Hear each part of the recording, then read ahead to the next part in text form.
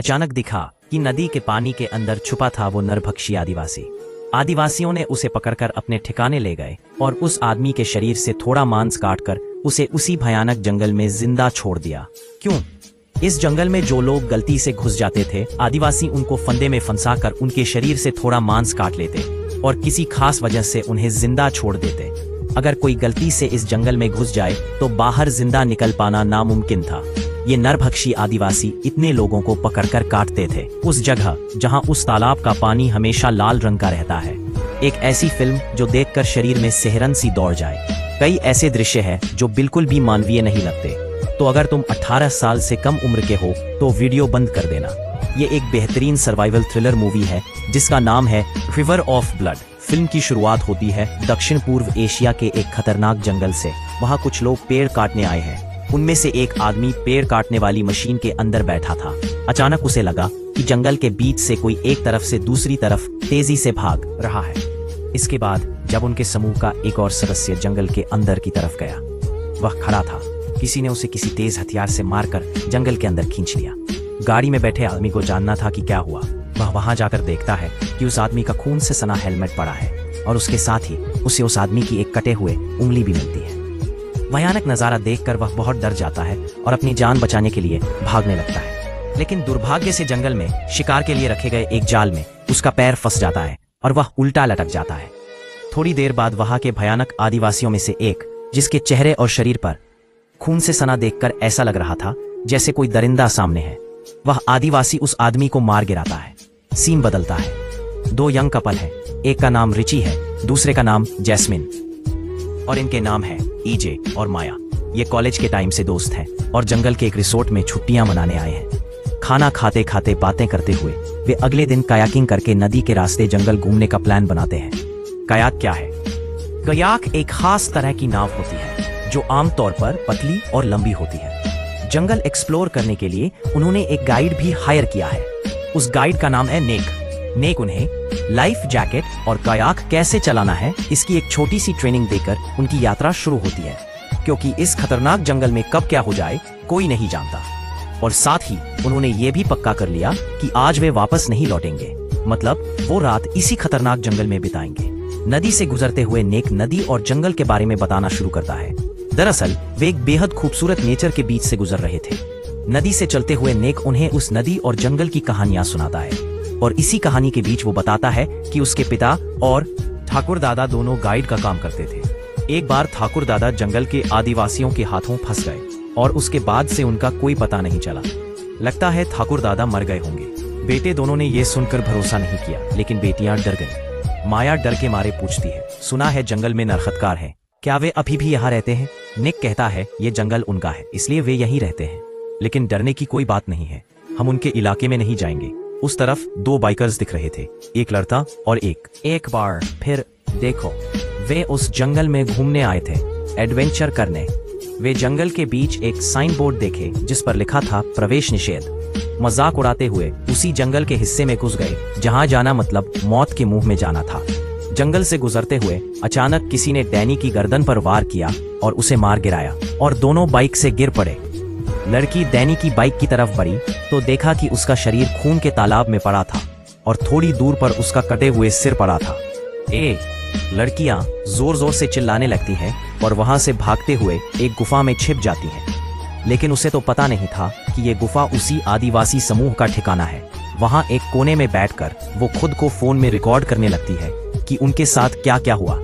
तभी एक आदिवासी आता है और उस लड़की को भी मार देता है। इस बीच रिची और बाकी लोग जंगल में रात बिताने की व्यवस्था कर चुके होते हैं। रात को जब माया निक से बात कर रही थी तो निक उसे जंगल पार करते वक्त आदिवासियों के जाल में फंसे दो लोगों की कहानी सुनाता है और साथ ही बताता है कि इस जंगल के आदिवासी अपने शिकार को, पर उनकी बात साथ ही उसे मार भी सकते हैं, लेकिन कभी कभी यहाँ के आदिवासी शिकारी उस शिकार का थोड़ा हिस्सा काटकर उसे जीवित भी रखते हैं। अब सवाल ये उठता है कि वो किसी शिकार को थोड़ा काटकर उसे क्यों जीवित रखते हैं, क्योंकि इस जंगल में बिजली नहीं है, होना भी मुश्किल है और जाहिर सी बात है कि आदिवासियों के पास फ्रिज या मांस को स्टोर करने की कोई सुविधा नहीं है। इसलिए वे अपने शिकार को तब तक जीवित रखते हैं जब तक उनकी जरूरत न पड़े। अब वो कैसे जीवित रखते हैं? मान लो कि किसी इंसान को उन्होंने पकड़ा, उसके टखने का हिस्सा काट दिया जाता है ताकि वह भाग ना सके। कोशिश नहीं कर पाता, और अगर भाग भी जाए तो बहुत आसानी से डरावने जंगल में उसे पकड़ लिया जाता है।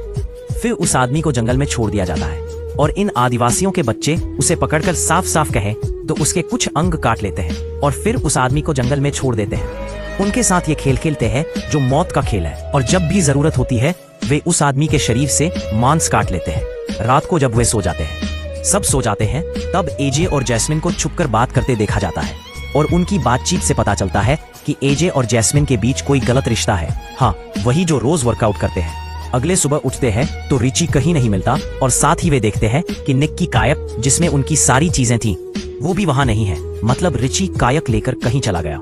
असल में रिची ने पिछली रात एजे और जैस्मिन की बातें सुन ली थी, और वह बर्दाश्त नहीं कर पाया कि जिससे वह इतना प्यार करता है उससे दिन ब दिन ऐसे धोखा मिलता रहे, इसलिए वह वहां से चला गया।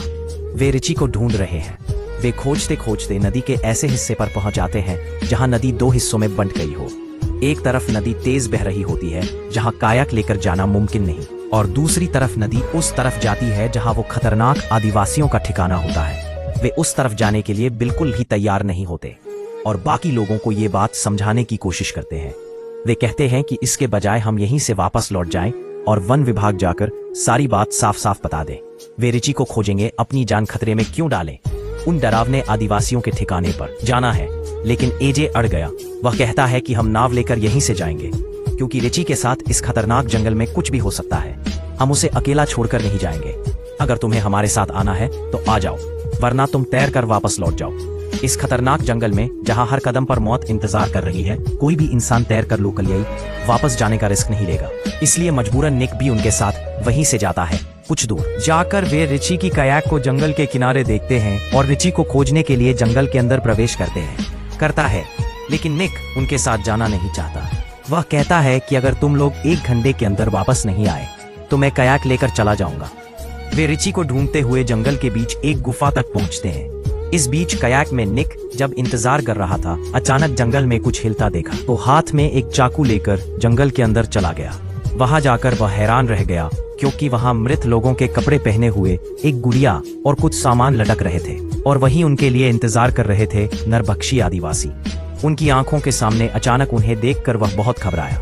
समझ आता है कि उसके साथ क्या होने वाला है। वह डर के मारे दौड़ने लगता है और दौड़ते दौड़ते उस कयाक को लेकर भागने की कोशिश करता है, लेकिन अचानक उसी नदी के पानी से एक आदमी उभरता है और उसकी गर्दन काटकर उसे मार देता है। उसके खून से वहां का पानी लाल हो जाता है। दूसरी तरफ देखा जाता है कि माया और जैस्मिन एक गुफा के अंदर गए हैं। गुफा के अंदर वे चारों तरफ देख खोज रहे थे। अचानक रिची सबके सामने आकर सबको चौंका देता है, क्योंकि रिची वहीं था। फिर वे चारों फिर से कायक के पास लौटते हैं, लेकिन वहां लौटकर निक और उसका कायक नहीं देखकर सोच में पड़ जाते हैं। वो शायद उन्हें छोड़कर चला गया, लेकिन तभी जमीन पर पड़े निक का चाकू वे पाते हैं और उसे देखकर उन्हें थोड़ी शक होती है। वे पूरी तरह से समझ नहीं पाते, लेकिन कुछ हद तक महसूस कर लेते हैं कि निक के साथ कुछ तो हुआ है। इसके बाद वे अपने कायक लेकर वापस लौटते हुए निक का कायक भी देखते हैं, और जब वे देखते हैं कि उस कायक पर ताजा खून लगा हुआ है, तो वे निक को ढूंढने का फैसला करते हैं। निक को खोजने के लिए वे जंगल के और अंदर जाते हैं और वहां देखते हैं कि एक बर्तन में गर्म पानी उबल रहा है, और उस बर्तन में जो कुछ था उसे देखकर वे SPRP पैरों के नीचे जमीन खिसक गई, क्योंकि उसी पानी में निक का कटे हुए सिर उबल रहा था।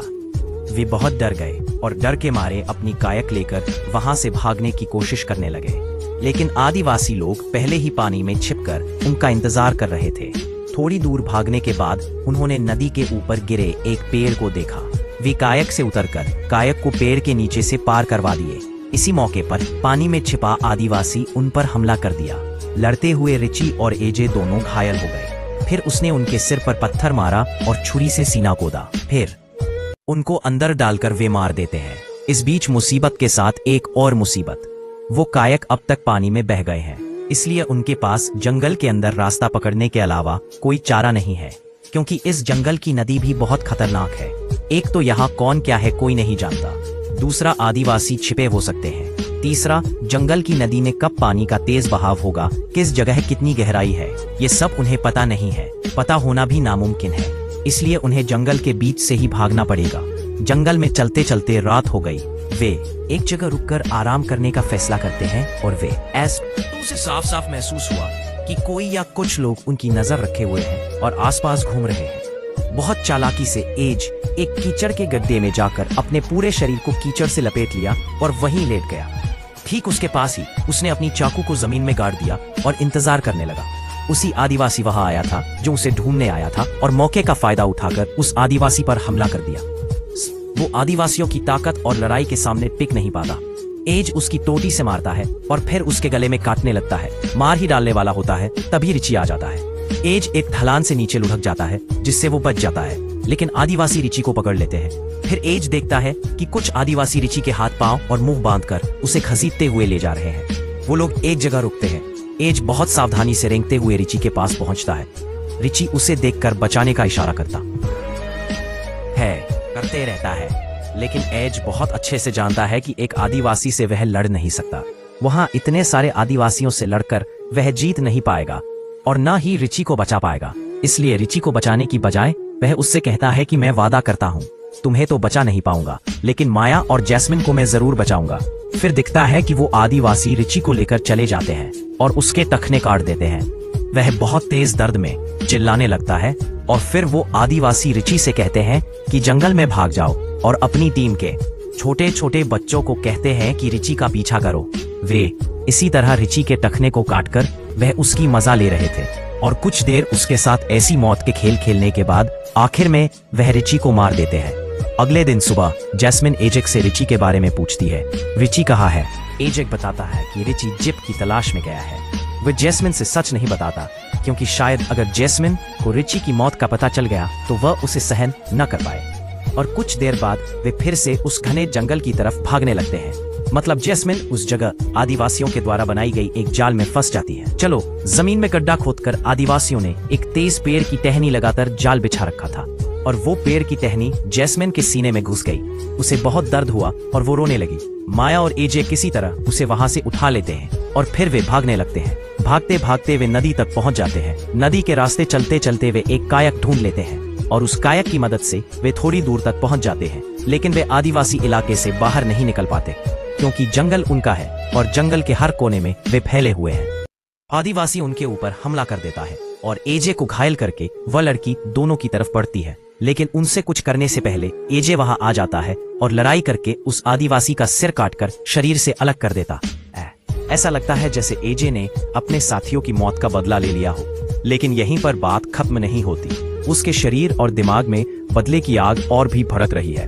वो फैसला करता है कि उन सारे नरभक्षी आदिवासियों के पूरे कबीले को खत्म कर दिया जाए और साथ ही वो देखता है कि कई आदिवासी इस तरफ आ रहे हैं अपने साथी का बदला लेने के लिए और इसे साफ साफ समझ जाता है कि ये तीनों यहाँ से बचकर बाहर निकलना मुश्किल है, नहीं कर पाएगा।